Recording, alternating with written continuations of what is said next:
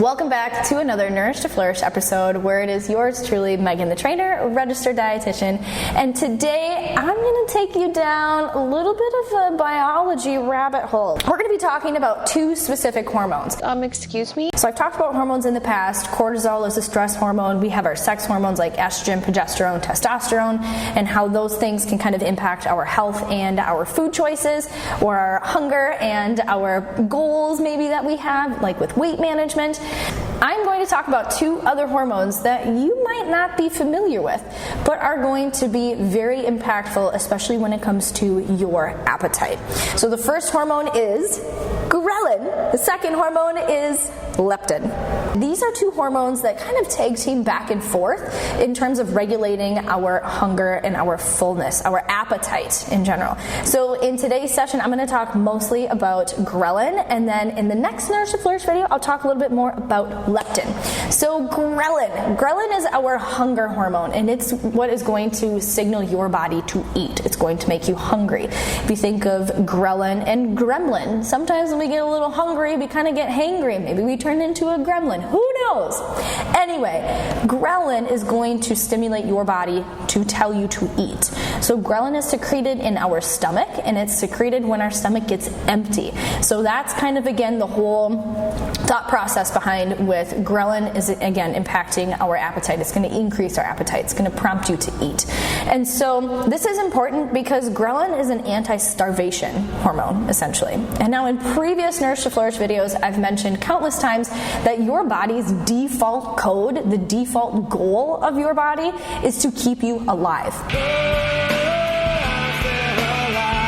So it is vitally important that we have ghrelin and that it is in appropriate levels and is interacting with your body in the correct times. Some things that are going to impact our ghrelin levels. So I already mentioned, again, when our stomach gets empty, it's going to signal our ghrelin levels. If we lose body fat and if we lose muscle mass, ghrelin levels are going to go up. So this is kind of one of those metabolic adaptations that can happen with people going on a crazy restricted diet, and they're maybe losing a bunch of body mass really quickly. It's going to interfere with some of those hunger fullness hormones. If we have some crazy shifts in our body composition, this is why sometimes dieting does not work. It doesn't work to go on a crash diet, eat 1,300 to 1,500 calories, you lose all the weight, but then you gain it back and then some. And it's usually because of these signals that happen with our hormones.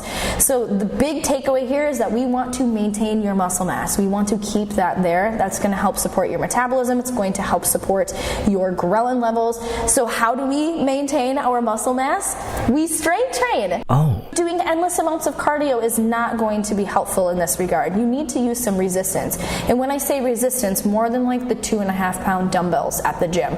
Like, think about how heavy a backpack is or your purse is throughout the day. We need to have a good stimulus in your body. Not saying that you need to become a bodybuilder and a weightlifter and do 1 rep maxes all the time, but in the end, we need a stimulus on your body to prompt that muscle growth. So we need to preserve that. From a food perspective, we need to eat some protein. So we need to have that protein coming in to help support all of our muscle tissue and our recovery process for that. Protein is also going to be a nutrient that is broken down slower. So it's going to take up more space and it's going to be in your stomach longer. Hence, it's not going to get empty as quickly or as often.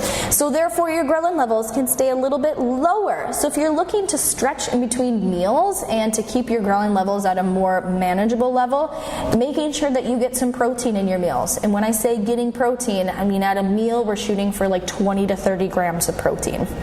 So some other things that we can do as well outside of just exercise and food in terms of impacting our ghrelin, sleep is going to play a big role with ghrelin. So if we have a really inconsistent like bedtime, wake up time, so what we're looking for here is a consistent circadian rhythm.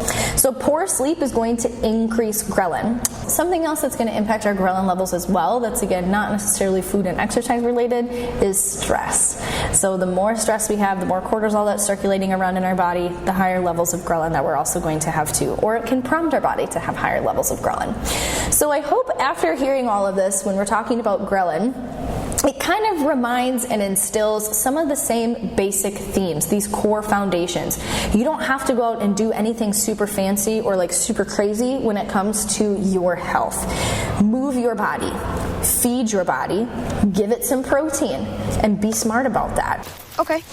Cool. I feel like I have these conversations a lot with clients, and they all kind of come back to the same thing, is again, we need to keep in mind those things from our food and from our activity, but then we also need to be mindful of those other factors like our sleep and our stress. If you have your food and activity like totally locked down and good to go, then let's look at some of those other areas too, because they all play a big role in that maintenance of our health and wellness, and obviously then our ghrelin levels.